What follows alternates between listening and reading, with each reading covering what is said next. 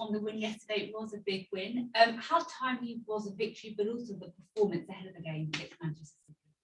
As I said yesterday, after losing, you want to win straight away. It lifts the confidence, the mood, and this is what we are here for. We had a big performance last night. We are through in the cup, and now focus again in 2 days. We have to travel to Manchester to play the champions, and we have to be at our best.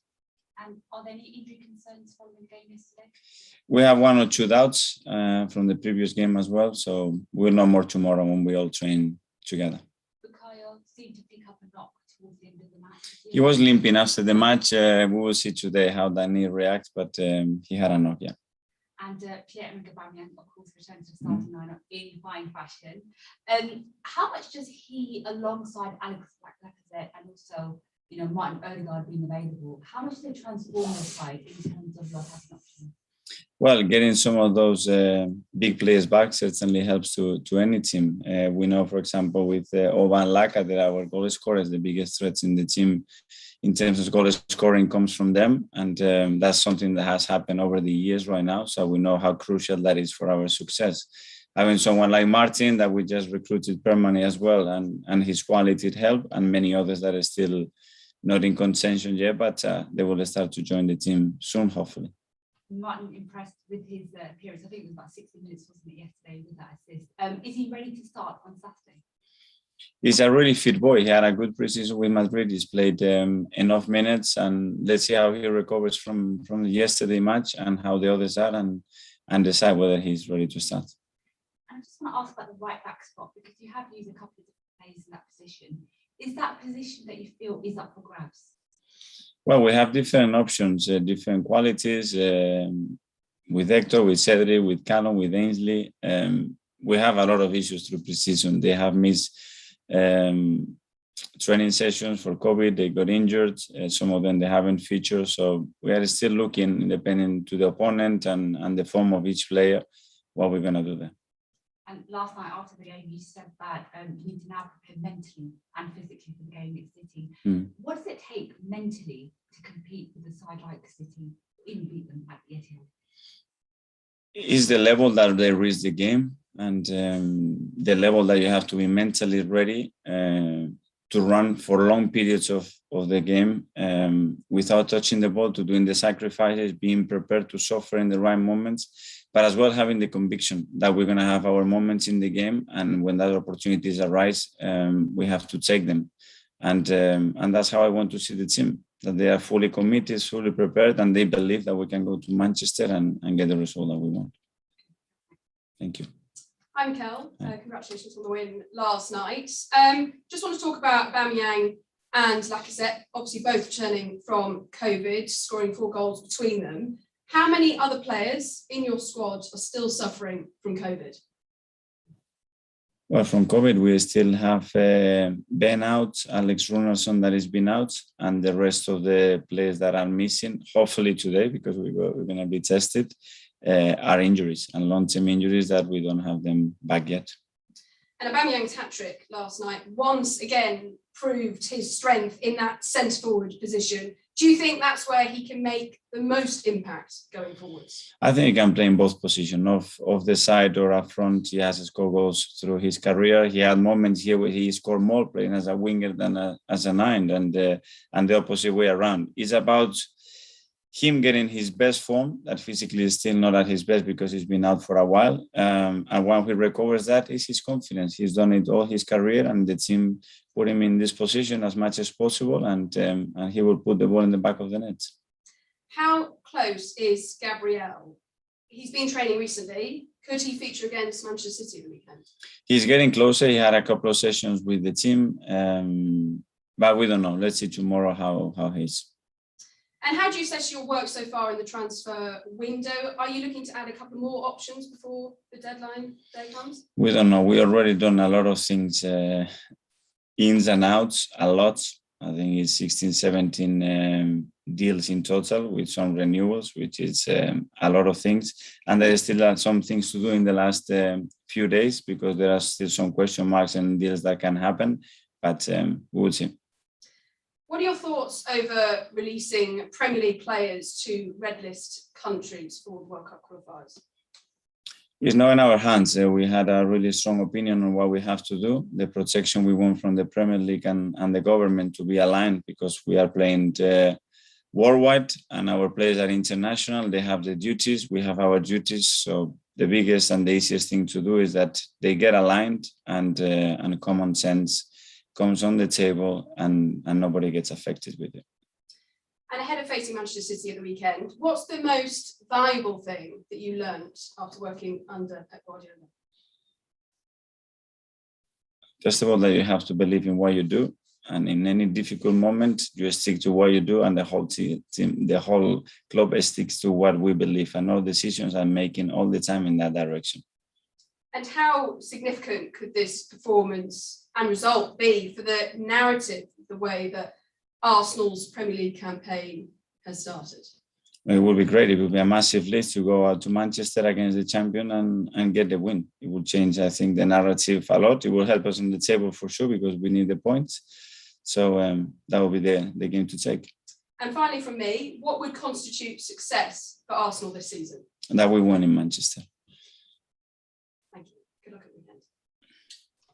James. Afternoon, Mikel. Mikel, have you felt a momentum shift in recent days with players coming back from COVID and injury, the new signings integrating, and of course the result last night as well? It does, because we need our best players and we need a squad that is fit and healthy, and that we can prepare matches with certain normality. And hopefully by tomorrow we will get the squad in a more normal place, even though we're still missing 6 or 7 players. But we can prepare the game and then we can put the players on the pitch with the preparation that we've done. Last night you spoke about how pleased you were with the togetherness and dedication that the players are showing. Does it feel like they really feel they have a point to prove it and they want to prove people wrong? Well, they have to succeed, that's for sure. And they want to make people happy. This is our responsibility. We have a big job and big responsibility, because we are able to do that. And as well, we are able to create disappointment when things they don't work the way we all want. But the commitment, the desire, the togetherness, the atmosphere, anybody that comes through these doors, you can see what it's building, and then they have to be supported with one thing, which is incredible necessary, which are results always in football. It's been over a year and a half since you left Manchester City. How much progress do you feel like you've made at Arsenal in the time you've had here? Well, I think they maintain a big part of the squad. They still maintain a lot of things that were happening before, and certainly they maintain success because they kept winning. Is it still an enjoyable experience managing Arsenal? For me, the best experience I ever had in football. There's always speculation that surrounds a club like Arsenal. You may be aware of the report earlier this week which suggests that you're running out of time, that there's 5 games. What do you feel when you hear something like that? Do you sense the urgency? I sense the urgency since the day I arrived here to change the situation that we had, to try to improve in many areas that we were struggling, that we have issues, and win as many football matches and trophies as I can. And that's not going to change if we win the next 3 games or if we not. That uncertainty, that desire to do well, that commitment to bring success to the club, it has to be always there. And I think you need to feel that as well to get the best out of yourself. And just finally for me, Mikel, what is the latest on Ben White? How is he coping with COVID at the moment? I take it that he's definitely missing for this weekend. He's asymptomatic. He's been feeling good. And as quick as we can, we're going to bring him back to training and start to play games with us again. Thanks, Mikel. Thank you. Thanks, James. Mark, Press Association. Afternoon, Mikel. Hi. There's some reports that Willian is set to leave Arsenal and return to Brazil. Is that something you expect in the coming days? We are having some conversations with him and the agent, and we are evaluating the position that we are in at the moment. If he does depart, why do you think it hasn't worked from Arsenal? Obviously, he was signed with quite a lot of fanfare. He was great on his debut against Fulham, and then it just seemed to tail off, didn't it? I don't know. At the moment, he's an Arsenal player, and we are trying to get the best out of him when he's here. And anything different. It's just maybe things that can happen. You've spoken about Pep. He said yesterday he will leave Manchester City at the end of his current contract. Does that surprise you? And what could you see him doing after he left Man City? There's talk of him maybe taking a national job somewhere.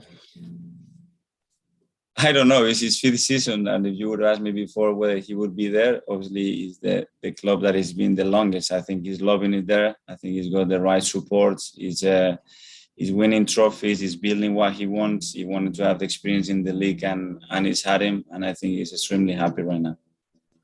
Do you think? I think we look at the Premier League and the history, and we look at managers like Arsene Wenger and Sir Alex Ferguson. Does Pep have to be put amongst them now, given what he's done in this country?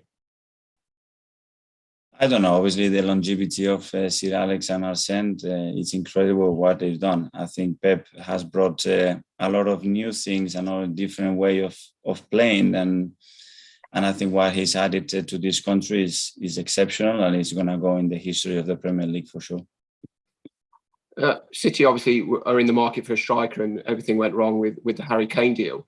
Do you have any concerns that they might look at coming in for someone like Pierre-Emerick Aubameyang? I don't know. Pierre-Emerick he's our player, and he will remain here.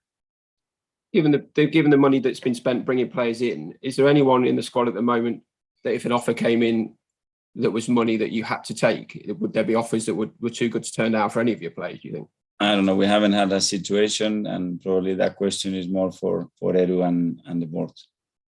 And then just finally, Mikel, Sead Kolasinac played last night. He's another player heavily linked with a move away this summer. Given that he started last night, is that an indication that he will remain at the club beyond the transfer window? Or no, it's an indication of every player that is with us, that is training and behaving the way that Sead is, and we have the possibility to give them minutes. We want to be fair, because that's what we demand to all the players. He's our player, and we treat him exactly the same way, and then we will see what happens. So you're not sure yet whether he'll stay beyond the window? At the moment, he's staying because he's our player. Thanks, Mikel. Thanks, Mark.